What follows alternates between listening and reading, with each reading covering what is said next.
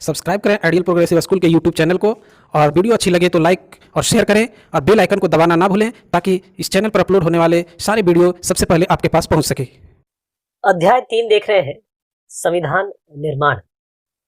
अब हुआ ये कि एक संविधान सभा बनी, संविधान बनाने वाली एक कमिटी। तो जुलाई 1946 में संविधान सभा के बाकायदा चुनाव किए गए, चुनाव हुए और जो दस्तावेज बनना है संविधान नाम का, उसका मसौदा संविधान सभा ने बनाया। डॉक्टर राजेंद्र प्रसाद साहब संविधान सभा के अध्यक्ष थे। दिसंबर 1946 में ये जो सभा बनी, इसकी पहली मीटिंग, पहली बैठक हुई। लेकिन उसके बाद जस्ट भारत और पाकिस्तान का विभाजन हो गया, तो जो संविधान सभा बनी थी उसका भी विभाजन हो गया। उसके बाद 26 नवंबर 1949 को संविधान अपनाया गया, लेकिन ये लागू अलग दिन हुआ। ध्यान रखिएगा, ये दो अलग अलग डेट है। 26 नवंबर 1949 को संविधान अपनाया गया, लेकिन 26 जनवरी 1950 को ये लागू हुआ। 26 जनवरी हम मनाते हैं, गणतंत्र दिवस के नाम पे मनाते हैं, रिपब्लिक डे के नाम पे मनाते हैं।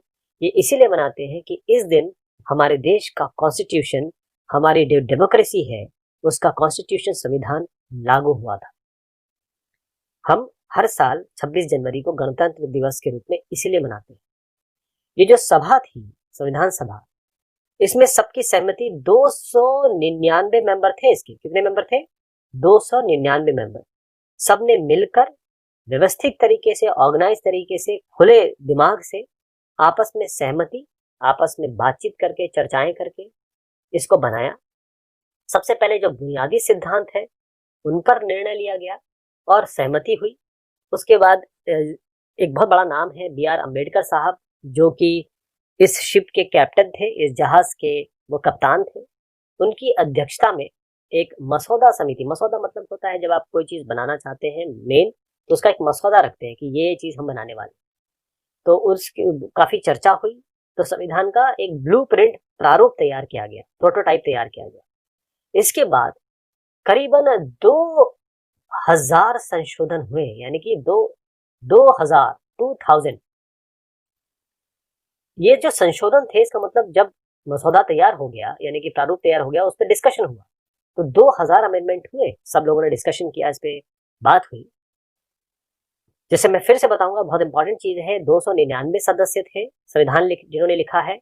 26 नवंबर 1949 को काम पूरा कर लिया गया, लेकिन ये लागू किस समय हुआ? 26 जनवरी 1950 को। इसलिए हम इसको गणतंत्र दिवस के रूप में मनाते हैं।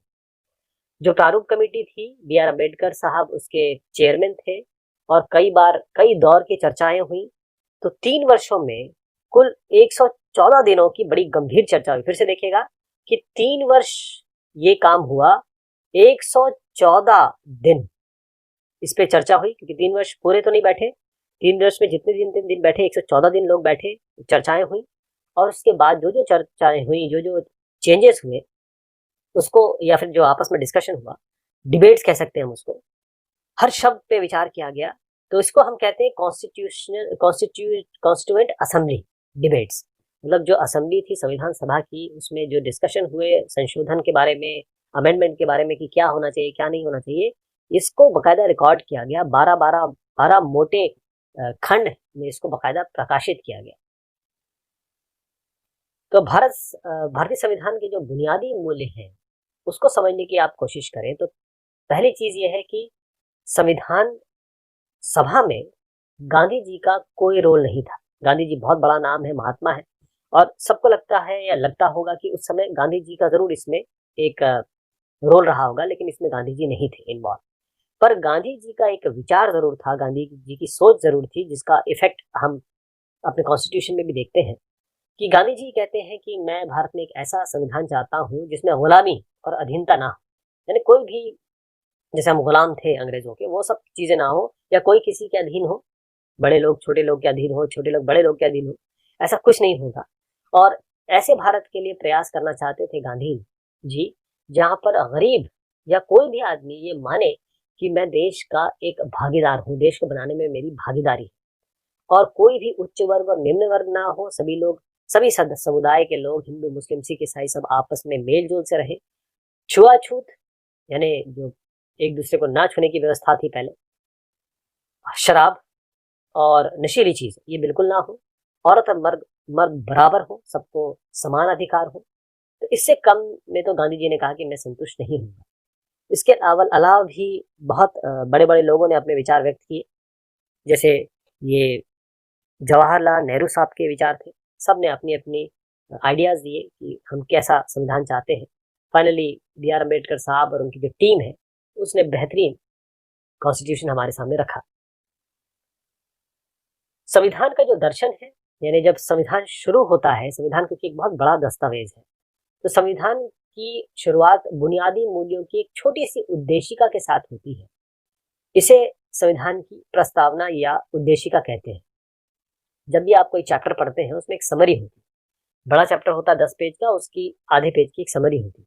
तो जो समरी होती है यही संविधान की का प्रियम्बल है, यही संविधान की प्रस्तावना है, यही संविधान की उद्देशिका है। अंग्रेजी में इसको बोलते हैं प्रीएम्बल। क्या बोलते हैं? प्रीएम्बल। तो जो प्रीएम्बल है ये एक जिस्ट है कि हमारा संविधान कैसा है, क्या इसकी मूल भावना है। तो संविधान का जो दर्शन है, इसको हम ये कह सकते हैं कि संविधान अपने मूल जो मंत्र है, जो मूल तथ्य है, उसके संक्षिप्त विवरण के साथ बहुत एक छोटे से कहें कि समरी के साथ शुरू होता है, जिसे हम संविधान की प्रस्तावना, उद्देशिका या प्रियम्बल कहते हैं। तो प्रस्तावना में क्लियर लिखा हुआ है, आपको क्लियर दिख जाएगा कि जो सामाजिक, आर्थिक और राजनीतिक समानता हो सबके बीच में, कोई भी अपने क्योंकि वो स्वतंत्र हो गया है, देश स्वतंत्र हो गया है, तो विचार अपने व्यक्त कर सकता है, अभिव्यक्ति हो उसकी एक्सप्रेशन की, कोई भी धर्म अपना सकता है, वो इसकी स्वतंत्रता होगी और सब बराबर है, यानी कि सबको बराबर स्थिति सबकी होगी और सबको समान अवसर मिलने चाहिए।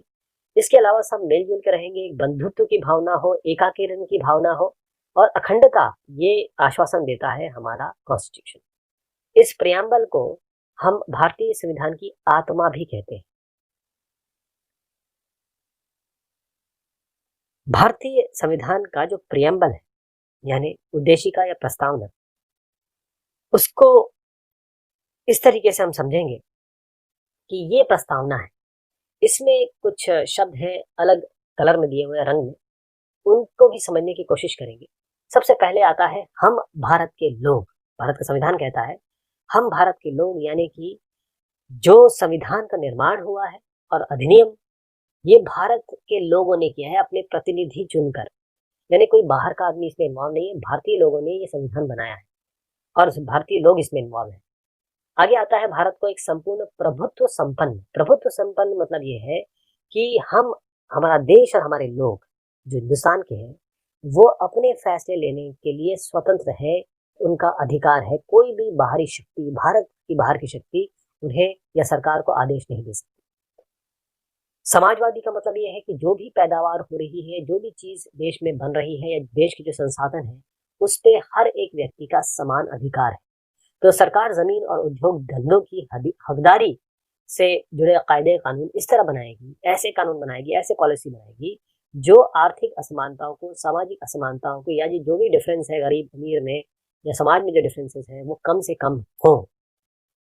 इसके बाद आता है पंथ निरपेक्ष। पंथ निरपेक्ष का मतलब ये होता है कि धार्मिक स्वतंत्रता, कोई भी धर्म मान सकता है, कोई भी आचरण अपने धर्म के हिसाब से कर सकता है, कोई भी संगठन को ज्वाइन कर सकता है, तो उसका अपने आचरण, धार्मिक आचरण, मान्यताओं के आचरण की स्वतंत्रता है। इसके बाद आती है लोकतंत्रात्मक।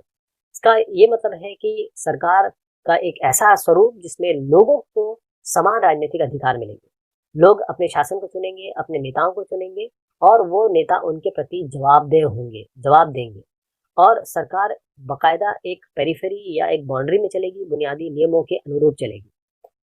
उसके बाद आता है गणराज्य बनाने के लिए। तो गणराज्य क्या हुआ कि शासन का जो प्रमुख होगा, जैसे हमारे प्रधानमंत्री होते हैं, वो जनता द्वारा चुने होते हैं। ऐसा नहीं कि कोई वंश चल रहा है, वंशवाद चल रहा है या कोई राजसी खानदान चल रहा है। तो गणराज्य बनाने के लिए तथा उसके समस्त नागरिकों को सामाजिक, आर्थिक और राजनीतिक न्याय मतलब ये है कि कोई भी जाति, धर्म, लिंग, रिलीजन, कास्ट, क्रीड, इसके इसके आधार पर कोई भी भेदभाव नहीं हो। विचार अभिव्यक्ति, विश्वास, धर्म और उपासना की स्वतंत्रता। स्वतंत्रता का मतलब ये है कि नागरिक कैसे सोचे, किस तरह अपने विचारों को व्यक्त करें, अपने विचारों पर किस तरह अमल करें, इस पर कोई भी अनुचित पाबंदी नहीं लगा सकता। यह है स्वतंत्रता। प्रतिष्ठा और अवसर की समता प्राप्त करने के लिए, समता मतलब ये होता है कानून के सामने सब लोग बराबर है। जो हमारी सामाजिक असमानता चली आ रही हैं वो खत्म होंगी। सरकार हर नागरिक को बराबर अवसर प्राप्त करने की व्यवस्था करेगी। तो प्राप्त कराने के लिए तथा उन सब में व्यक्ति की गरिमा और राष्ट्र की एकता और अखंडता सुनिश्चित करने वाली बंधुता बढ़ाने के लिए। तो बंधुता का मतलब ये है कि हम ऐसा आचरण करेंगे कि हम एक परिवार है, हमारा देश एक परिवार है, हम लोग एक फैमिली है, कोई भी एक दूसरे को किसी से कमतर ना समझेगा। बंधुता बढ़ाने के लिए दृढ़ संकल्प होकर अपनी संविधान सभा में आज तारीख 26 नवंबर 1949 को एकत्र द्वारा इस संविधान को अंगीकृत, अधिनियमित और आत्मसमर्पित करते हैं। तो संस्थाओं का स्वरूप अगर हम समझना चाहें तो जो कॉन्स्टिट्यूशन बना एक बहुत बड़ा दस्तावेज है। ये हमारे लिए ये कह सकते हैं कि बाइबल है हमारे देश की, डेमोक्रेसी की, लोकतंत्र की।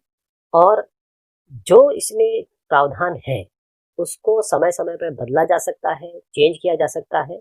तो बदलावों को समय समय पर शामिल करने का प्रावधान भी इसमें रखा गया है। इन बदलावों को हम कहते हैं संविधान संशोधन, यानी संविधान में चेंज किया जा सकता है अगर लोगों की मांग है या समय बदल रहा है। तो संविधान ये बताता है कि शासक किस तरीके से शासन करेंगे, किसके पास कितनी शक्ति होगी, बिल्कुल क्लियर लिखा हुआ है। और संविधान नागरिकों को क्या अधिकार देता है, सरकार के लिए क्या लक्ष्मण रेखा तय करता है कि सरकार किस तरीके से लोगों के लिए काम करेगी और लोगों के पास क्या क्या अधिकार है। तो ये कुछ शब्द है जो इस चर्चा में आए हैं। एक तो रंग भेद है, अपार्थेड। तो दक्षिण अफ्रीका की सरकार की 1948 से 1989 के बीच में जो काले लोगों के प्रति या कहे नस्ली अलगाव और खराब व्यवहार था, वो शासन व्यवस्था रंग भेद नीति कहलाती थी। धारा का मतलब ये होता है कि जब हमारा कॉन्स्टिट्यूशन या कोई भी दस्तावेज है उसका एक खास हिस्सा अनुच्छेद। संविधान हमारे देश का सर्वोच्च कानून है। इसमें किसी देश की राजनीति और समाज को चलाने वाले मौलिक कानून है। संविधान संशोधन जो हमारी विधायी संस्था है वो संविधान को बदल सकती है, थोड़ा बहुत उसमें चेंज कर सकती है समय के अनुसार, और बहुत लंबा प्रोसीजर है। संविधान सभा वो सभा थी जनप्रतिनिधियों की जिन्होंने संविधान लिखा। प्रारूप का मतलब किसी कानूनी दस्तावेज का जो शुरुआती रूप होता है उसे प्रारूप कहते हैं, प्रोटोटाइप। दर्शन किसी सोच और काम की दिशा देने वाली जो विचार है, बुनियादी मूल या जो आइडियाज है। प्रस्तावना संविधान का पहला कथन होता है या कथन है, उद्देशिका, प्रस्तावना, प्रियम्बल। जो कोई देश अपने संविधान की जो बुनियादी मूल्य है कि संविधान में क्या दिया हुआ है, उसकी क्या अवधारणा है, क्या कॉन्सेप्ट है, उसको क्लियर ढंग से बताता है, स्पष्ट रूप से कहता है। देशद्रोह, देश की सरकार को उखाड़ फेंकने की कोशिश, इसको देशद्रोह कहते हैं, ये अपराध है। तो ये बात हुई इस डिस्कशन की। बहुत शुक्रिया, बहुत मेहरबानी आप सभी की।